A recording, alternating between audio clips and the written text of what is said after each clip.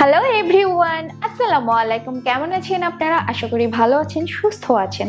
তো আমি আজকে একটা ইম্পর্টেন্ট ভিডিও নিয়ে এসেছি। আসলে আমি সবসময় ইম্পর্টেন্ট ভিডিও নিয়ে আসি, এমনি এমনি আসি না আসলে। যেহেতু এখন লকডাউনের সময়, আবার নতুন করেও লকডাউন শুরু হয়ে যাচ্ছে, সবাইকে বাসার মধ্যে থাকতে হচ্ছে। শুধু এখন না, আমরা তো প্রায় 1.5 বছর থেকেই সবাই লকডাউনে আছি। অনেকে আমাকে প্রশ্ন করেন যে লকডাউনে থেকে কিন্তু ওজন বেড়ে যাচ্ছে, ওজন গেইন করে ফেলেছে, এত কেজি বেড়েছে, আমি জিম যেতে পারছি না, আমি এই করতে পারছি না, ওই করতে পারছি না, আমার ওজন বেড়ে যাচ্ছে। তাই আমি আজকের ভিডিওটা নিয়ে এসেছি যে আসলে লকডাউনে কি করে আপনার ওজন কমাবেন, কি করলে আপনার ওজনটা বেড়ে যাবে না বরং আরো কমবে, কি করলে আসলে। তো বলবো সবকিছু। তার আগে আমার চ্যানেলটা সাবস্ক্রাইব করে নেন যারা এখন পর্যন্ত সাবস্ক্রাইব করেনি, আর বেল বাটনটা ক্লিক করে রাখবেন, তাহলে আমি সব ভিডিওগুলো যে আপলোড করব নোটিফিকেশন আপনার কাছে চলে যাবে। তো যাই হোক, যেটা আমি বলছিলাম যে লকডাউনে ওজন বেড়ে যাচ্ছে, এই সমস্যা থেকে কি করে পরিত্রাণ পাবো। যেহেতু লকডাউন, বাইরের কাজগুলো বন্ধ থাকে, আমাদের বাসায় থাকতে হয়। যারা জব করে তারাও বাসায় থাকছে, কিংবা যারা আপনারা পড়াশোনা করছেন সবারই স্কুল কলেজ ভার্সিটি বন্ধ, সবাই বাসায় আছেন। এই যে বাসায় বসে আছেন, এই সময়টা কি করে কাটাবেন? প্রচুর বেকিং করছেন, এই রান্না ওই রান্না, সেগুলো খাচ্ছেনও একেবারে, তো ওজনটা তো বাড়বেই। তো সেগুলো আপনাকে বন্ধ করতে হবে। বেকিং শেকিং করছেন আর সেগুলো খাচ্ছেন, ফলে এত সুগার আর কার্বোহাইড্রেট আপনার ভেতরে যাচ্ছে, ফলে তো ওজনটা বেড়ে যাচ্ছে, সেটা কমাতেও পারছেন না। তো কি করতে হবে? বাসায় যেহেতু আছেন সেহেতু আপনাকে হেলদি খাবার রান্না করতে হবে, বাসায় ফ্রেশ খাবারগুলো রান্না করতে হবে।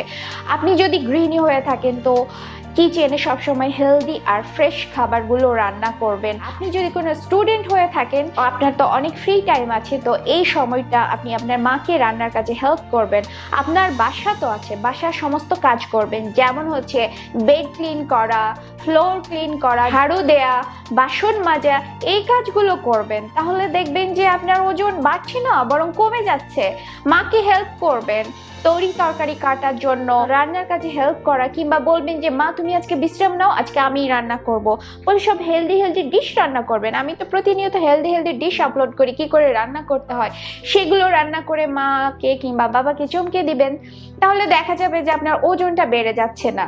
তারপরে হচ্ছে, যেহেতু লকডাউনের সময় অনেক সময় থাকে, তো এটাই তো সুযোগ আপনার এক্সারসাইজ করার। আপনার হাতে অনেক সময় আছে, জিম যেতে পারছেন না তো কি হয়েছে? আমি কখনো জিমে যে এক্সারসাইজ করি না, বাসায় এক্সারসাইজ করুন, ফ্রি হ্যান্ড এক্সারসাইজ করুন, যোগা করুন, ডান্স করুন, জুম্বা করুন।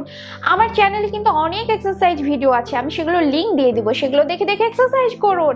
এই সময়টাকে তো আপনি ইউজ করুন। লকডাউন শেষ হয়ে গেলে তো তখন আবার বাইরে যেতে হবে, পড়াশোনা শুরু হয়ে যাবে, তখন তো আর করতে পারবেন এক্সারসাইজ সেভাবে। তো এখন এক্সারসাইজ করুন, এখনই তো ফিট হওয়ার সময়। তাই এই সময়টাকে, লকডাউনটাকে কাজে লাগান। এমন ফিট হয়ে যান যে লকডাউনের পরে দেখা যাবে ফ্রেন্ডরা যাতে আপনাকে চিনতেই না পারে, এমন অবস্থা। আপনি যদি গৃহিণী হয়ে থাকেন তাহলে আপনার গ্রোসারি লিস্টটাকে হেলদি বানাতে হবে। মানে জাঙ্ক ফুড যেগুলো আপনি অর্ডার করেন অনলাইনে বা কিনে, সেগুলো টোটালি বন্ধ করতে হবে। আর জাঙ্ক ফুডের বদলে আপনাকে সেখানে হেলদি ফুডগুলো কিনতে হবে। আপনার স্ন্যাক্সে হেলদি ফুডগুলো খেতে হবে। এমন না যে লকডাউন চলছে, বাসায় মেড নেই বলে আমি সব প্রসেস ফুডগুলো কিনে আনবো, সেগুলো ভেজে বা গরম করে খেতে থাকবে, এমন না।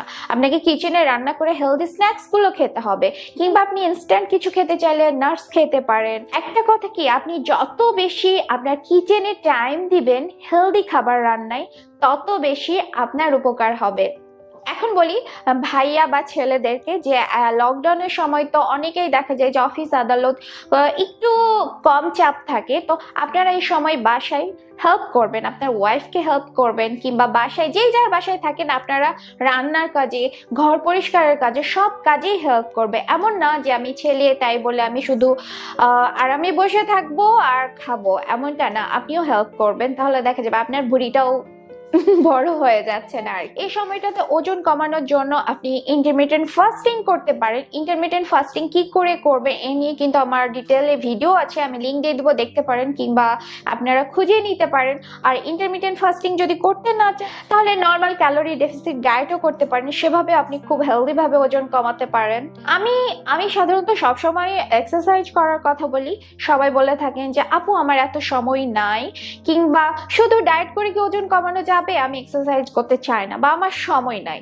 আসলে আমি মনে করি যে আমরা যতই ব্যস্ত থাকি বা যতই আমরা যৌথ পরিবারে থাকি না কেন, 15 থেকে 20টা সময় কিন্তু নিজেকে আমরা দিতেই পারি। আমরা ঘরের মধ্যে দরজা বন্ধ করে বা কোনো একটা বারান্দায় বা কিচেনেও আমরা 15 থেকে 20টা মিনিট সময় আমরা দিতেই পারি। কারণ এই 15 থেকে 20 মিনিটের চাইতেও ঘন্টার পর ঘন্টা দেখা যায় যে আমরা ইন্টারনেট ইউজ করছি, আমরা ইউটিউবে কাটাচ্ছি, আমরা ফেসবুকে কাটাচ্ছি, আমরা সবার সাথে ফোনে কথা বলছি।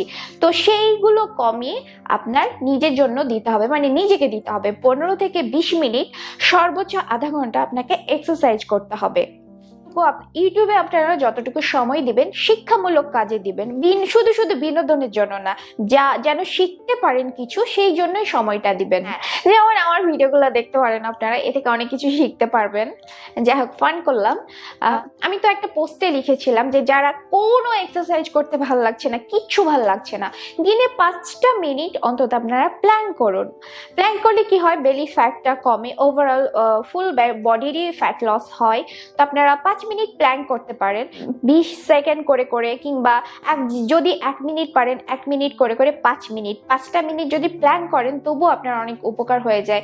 কিংবা আপনারা হাঁটবেন, হাঁটার জায়গা নাই, ঘরের মধ্যেই হাঁটবেন, এই ঘর থেকে ওই ঘর, ডাইনিং এ, ছোট যদি বারান্দা থাকে সেখানে, আর ট্রেডমিল থাকলে তো কথা নাই, কিংবা ছাদের উপরে যেতে পারেন, সেখানে হাঁটতে পারেন।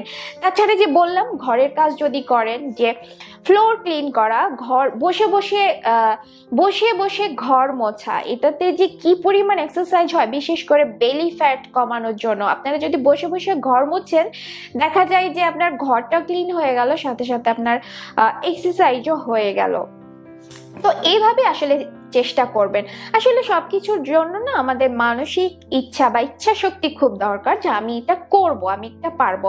অনেকে বলেন যে আপু লকডাউনে কাজ থাকে না, তাই অনেক ঘুমায়, 8 ঘন্টার বেশি যদি ঘুমাই, 10 ঘন্টা 12 ঘন্টা, তাহলে কি কোনো প্রবলেম হবে? আসলে খুব কম ঘুমও যেমন আমাদের জন্য ক্ষতিকর, তেমনি অতিরিক্ত ঘুমও কিন্তু আমাদের জন্য ক্ষতিকর। তো আপনি যে সময়টা জেগে থাকবেন, সেই সময়টা আপনি গঠনমূলক কাজে লাগান। আমি বলবো যে আমার যারা ফলোয়ার আছেন বা আমাকে যারা সাবস্ক্রাইব করে রেখেছেন, আমি কিন্তু তাদের কাছ থেকে শুনতে চাই না যে আপু লকডাউনে ওজন বেড়ে গেছে। আমি শুধু শুনতে চাই তাদের কাছ থেকে যে আপু আমি ফিট হয়ে গেছি আগের চাইতে আমি আমার অতিরিক্ত ওজনটা কমাতে পেরেছি। আমি যাতে এই কথাটা শুনতে পাই। আর এর জন্য যা যা লাগবে আমাকে বলতে পারেন, কি ধরনের ভিডিও লাগবে বা আমার কাছ থেকে কি নিয়ে জানতে চাচ্ছেন, আপনাদের প্রয়োজন জানতে চাচ্ছেন, আমি কিন্তু সেগুলো নিয়ে প্রতিনিয়ত আমি ভিডিও তৈরি করছি। আপনাদের যে কমেন্ট করেন, আমি কমেন্টগুলো কিন্তু পড়ি, সেই কমেন্টগুলো পড়ে কিন্তু আমি সিরিয়াল অনুযায়ী ভিডিওগুলো তৈরি করছি। তো আশা করি আমার কথাগুলো আপনারা বুঝতে পারবেন। তো আশা করি আজকের ভিডিওটি আপনাদের একটু হলেও ভালো লেগেছে, আর ভালো লেগে থাকলে অবশ্যই লাইক করবেন, কমেন্ট করবেন, শেয়ার করবেন। তাহলে আজকের মতো এখানে শেষ করছি। ভালো থাকবেন, সুস্থ থাকবেন। আল্লাহ হাফেজ।